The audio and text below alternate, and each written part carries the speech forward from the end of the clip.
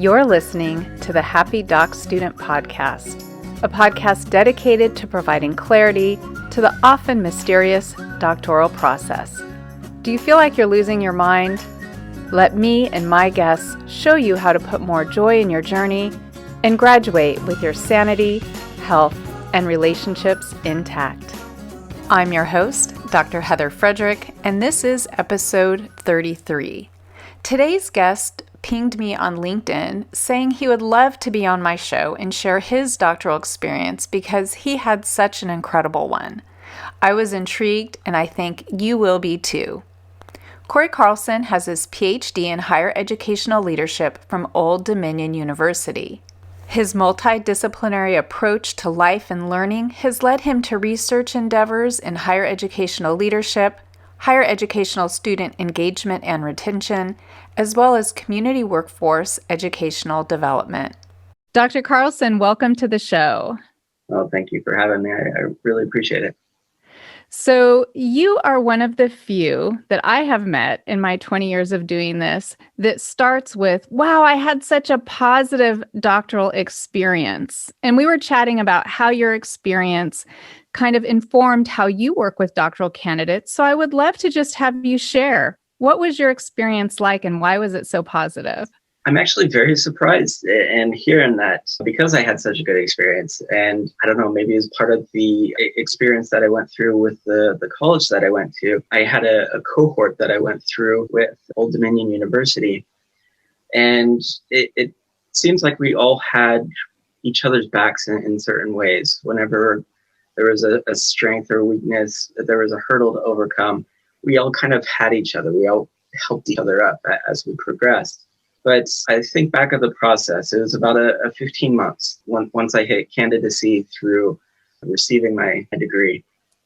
I found it to be the most rewarding experience. And there was a learning curve of how to conduct primary research on my own. You know, I always kind of had a vision of how it was done, but now it's kind of getting thrown out there. And now I have to do it, which was fun. I love learning. I don't think my doctorate is going to be my last degree that I've received. I just like learning. And so the process of learning how to conduct research and going through those actions really helps motivate me and propel me through the process.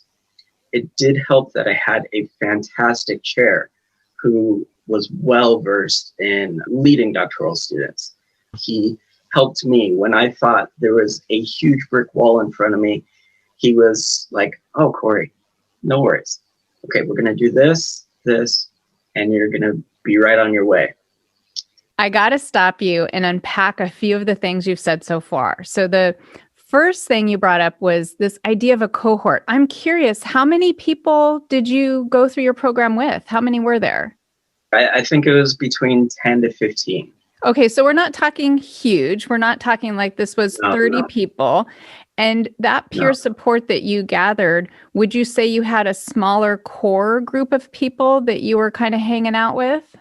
No, it was the most unique thing. I've never experienced it since, in that we had no pre-existing knowledge of each other. But when we all got there the first day, it was like we all knew each other and were best friends from a long time ago. And we all helped each other in this very communal fashion. And as each person progressed in the year, 2 years, 3 years, I think one person even didn't get through until like 4 years after, they hit the candidacy. We celebrated each time. It was very cool. So I went to a residential program, but for me, my group was smaller. It's so important to have someone there to kind of pick you up when you're down, but also to cheer you on when you've got a win to celebrate. Oh, yes. Support is so crucial. And I would definitely categorize myself as an introvert, and that's not something that helps sustain or motivate me as far as that goes.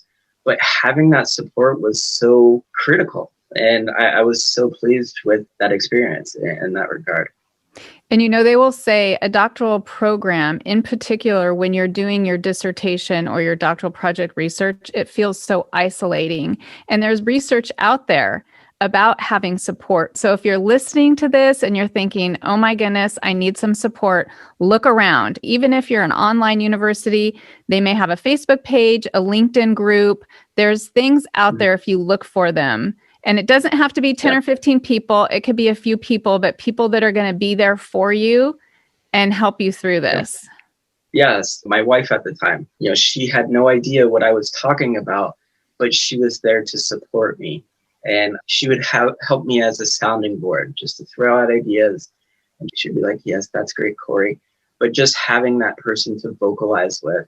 And that's actually something that I would always share with my students who I was chairing or on their committee with, is being able to vocalize what you're working on. Sure, you can write it down and type it. I guess now it's typing it. But getting it outside of your body helps so much in you actually understanding things better. If you can find, anybody, like my daughter was 2 at the time, putting her to bedtime, I'd say her bedtime stories about community college presidents and how they would do this type of funding. But she was none the wiser, but it helped me just kind of express and vocalize that stuff. So yes, find that support if you can. Corey, I love this idea of talking about your research to anyone who will listen, and especially as a bedtime story. I'm sure my dissertation could have put my kids to sleep as you were talking. Yes. Honey, guess what I have for you tonight? Your kids will be out. It's a great trick. Try it. Let us know how it goes. But there's actually research out there that says we learn by talking. And so whether it's a peer or your partner, your spouse, talking about what you're doing is so important. It really helps you feel less alone. Yeah, for sure. Okay, I've got to ask this one question. Did your wife ever get tired of hearing about your dissertation? I think she was tired about it before it started because, there's all that kind of processing. Should I do my dissertation on this or that? And then, kind of all of that stuff. So once you actually hit the ground running and you get your candidacy, by that time, I've already exhausted, her patience, but she was still there and very supportive. So that is another great reason to have a group of peers where you can bounce ideas off of people and use different people in your network at different times. I know I had a cat when I was going through my doctoral project, and I felt like at the end my cat should have earned her PhD because she had to hear me over and over talking out loud what it was I thought I was doing. The second thing you mentioned was this love of learning, and that is so important. Really, as you were talking and saying, hey, as I got into this and there were things I didn't know, but it was so exciting that here I was now learning new things, this growth mindset. I know what I see, and I'm curious to know if you run across this with people that you mentor. So many people who go for a terminal degree are already so bright. They're experts in their field. They already know so much that sometimes it comes as a surprise when they get to the dissertation stage. They've finished all their classes. Oh my gosh, there's still more to learn. Yeah, if I could minimize the categories of students, there's really 2. There's the ones that are just, they're on their trajectory and there's nothing going to stop them. And then there's the ones who don't have that maybe growth mindset. They just need some additional assurance that, yes, you've reached one part of the process, but you have not finished yet.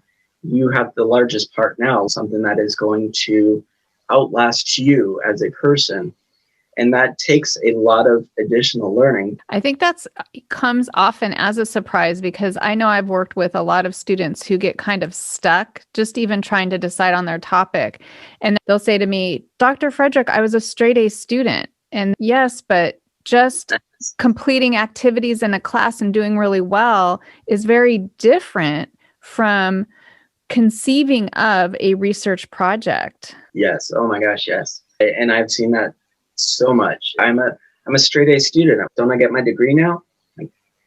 No, that was the first half. Second half is now you creating original content for the collective knowledge. And yeah, that is definitely, for lack of better terms, a slap in the face for a lot of folks.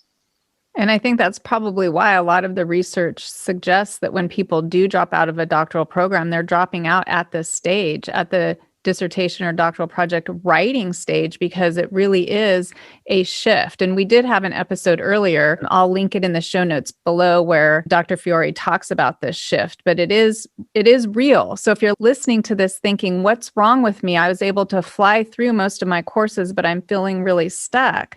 Things do change when you get to the research portion.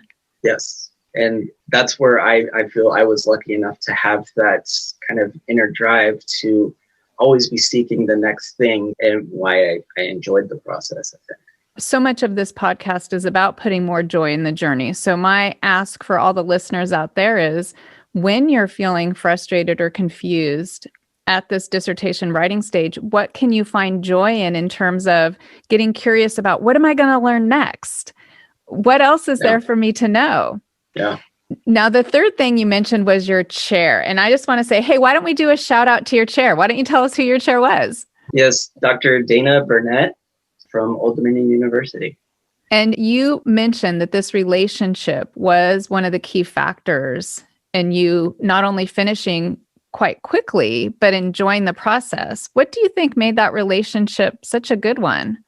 Wow. Actually, come to think of it, I did have a false start with my dissertation. I started with a different chair, and due to personal reasons, whatnot, he had to back out. And so I hadn't even thought about Dr. Burnett, because he was not necessarily in my area. He's tangentially related. But a lot of folks said, hey, you should talk with Dr. Burnett. What made him so special, I think, was just his ability to communicate so effectively. We didn't have long, drawn-out conversations. We met every 2 weeks to just sit down, have a chat, see how my progress was going. Once I got into the thick of it, after I defended my proposal, then we started meeting once a week. Really just his seamless ability to communicate and positive assurance. Even if, I felt I wasn't making progress at a rate that was acceptable to me, he would still say, look at how far you've come. And, there's just this much left. It was very helpful. I definitely am underwhelming in my ability to express his support there. So you mentioned that he was an effective communicator, and I'm wondering, do you think that was because you guys were meeting in real time versus him putting feedback on a document, or was both happening for you? Both were happening. So yeah, I'd be submitting stuff. He'd send it back with some, edits and whatnot. I'd shoot him a quick email. He'd respond in a timely fashion, never more than 24 hours later. So that, along with the synchronous communication, was definitely helpful.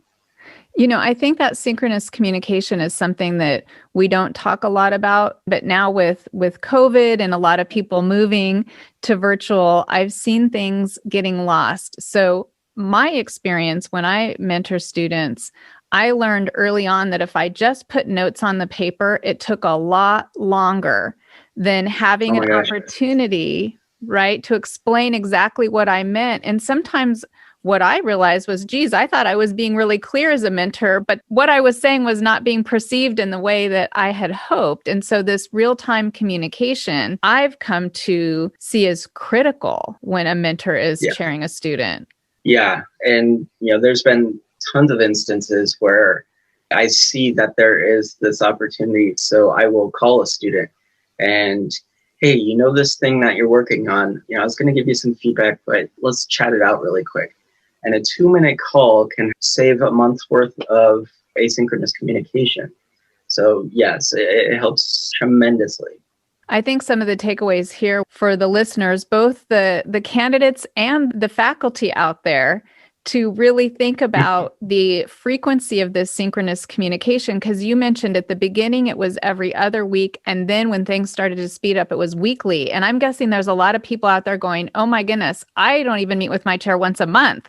And so if you feel like you're a little stuck or you're not moving as quickly as you can, this might be something to consider, more frequent meetings. Yes. That is crucial. And I know, speaking for myself, sometimes I have, most of the time I have just highly capable, efficient students, and I run the risk of just kind of letting them go off on their own because I trust them. But what I have learned is having those meetings just keeps everyone accountable, myself included, that I'm on the ball for what I should be doing and assisting them with as well. Yeah, it's definitely easy to kind of loosen the reins a little. But yes, that's a great way to uphold accountability for all constituents. Earlier, you mentioned that your chair was great at helping you when you felt like you had reached a brick wall. Would you share one of those examples from your experience? Oh, my proposal. I think I have, darn it, what's the word? Where you hide things from yourself because it was a traumatic experience. Like you suppressed? Yes, suppressed. I suppressed that memory so well. That was the one hurdle that was tough for me, was my proposal. And so meeting with my committee and proposing my study, my methodology was underwhelming. And one of the committee members called me on it. And I was I was confident in it, but not, I think he recognized that it wasn't maybe the strongest part of my work up to that point. And so I did not pass my proposal. And I was really devastated. But, I talked with Dr. Burnett immediately afterwards. He's like, okay, here's what we're going to do. And immediately set out this roadmap for me to still be right on path with this hurdle that I had. And I took it as an opportunity after that brief moment of, boy, this is frustrating. I am just so mad. I went out, I bought about 4 or 5 different books on qualitative research. And now I feel I might be one of the foremost people in qualitative research because of that brick wall. It was a rough hurdle, but the help that Dr. Burnett gave me and navigating it helped. I have a colleague who teaches failure at Arizona State University, and we can't grow as a person, as a learner, as anything without failing in life. And that would be one example. I hit a failure, but did I let it keep me down? No, I broke through it the next time. And my next proposal, which was about a month later, I knocked his socks off, the person who originally had qualms with my methodology. And after that, I was just cruising. And I used it to help elevate my research. Yeah, Corey, I absolutely love that story for so many reasons. It totally surprised me that that's what you were going to say, because when we were talking before the call, you're like, I had such a positive experience and I had this great cohort and I love learning new things and my chair was awesome. And then you share, oh yeah, but I didn't pass my oral and that was terrible. And I was frustrated. I was so mad. And I love the way you reframed it to, well, you know what? Guess what? Now I'm going to just be an expert in this method. I'm just going to take that feedback and I'm going to turn it around and say, all right, I heard you. That was a weak area. I'll just strengthen it. Yeah, it made me so much of a better researcher. And I would be remiss if that committee member didn't say that originally, because I feel I was able to take so much out of the experience more than if I would have just been, kind of ushered along with something mediocre. Yeah, and I think it just goes to the point of this dissertation isn't just a paper you write. It truly is an opportunity to learn and to grow. Every time you get that feedback, even though it's hard because we're human and we don't like to be criticized, to say, okay, this is making my document better. Yeah. Yes. And that's a difficult part. I know for my students, there is that tendency to feel like they are jabs at you as a person. If you could get around that mindset and really just approach it from the perspective of, this is helping me build a stronger product, and in turn helping me as a researcher, you can grow so much faster and stronger in that regard. Yes. What do they say? That which we resist persists. So embrace the feedback. Mm-hmm. Go listen to, I think it's episode 3, learn some breathing techniques. Move through the feelings of discomfort, but embrace it with this idea that it's making things even better, because you do want it to be the best it can be. You've worked so many years for this. You do want this product to be great, not just good. So, Corey, what are some words of wisdom you would give to either a student or a chair or committee member?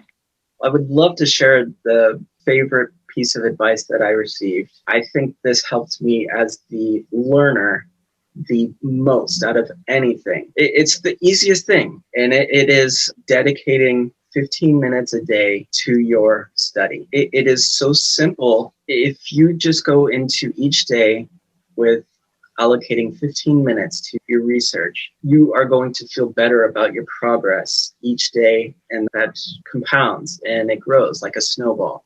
And oftentimes you're not going to do just 15 minutes. You're going to work an hour. You're going to be polishing up your reference list, or you're going to be working on your acknowledgement or your table of contents, all the little things that you can be working on in between submissions with your chair. And those little 15 minutes, they add up, and they add up so quickly. For me, it was so almost cathartic.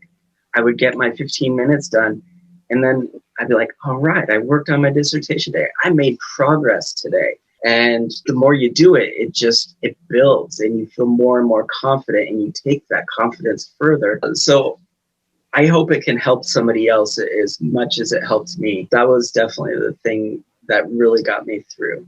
I was able to say to myself, I worked today, I made progress, and that helps. You know, there's something to be said about keeping this momentum, because what I have seen happen is you don't do it for a day, then you don't do it for a day, and then you don't.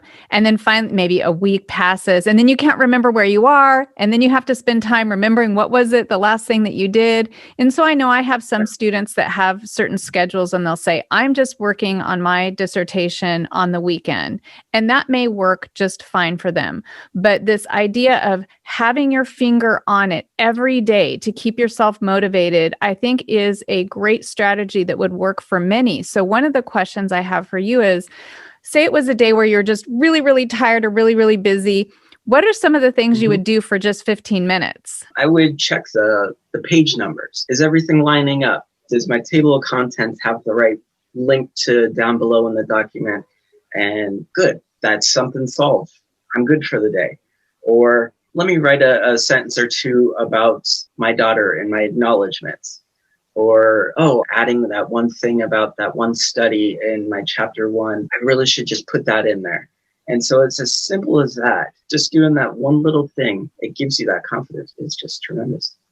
And some other things that come to mind for me as you're talking is you could read an article, or maybe hop in the library and look at 5 abstracts. But one that I have been promoting is, hey, guys, if there's a day where you just can't bear it, do a 15-minute meditation or do a walk, and count that as working on your dissertation, because when you're caring for yourself, you're working on your dissertation. Yeah.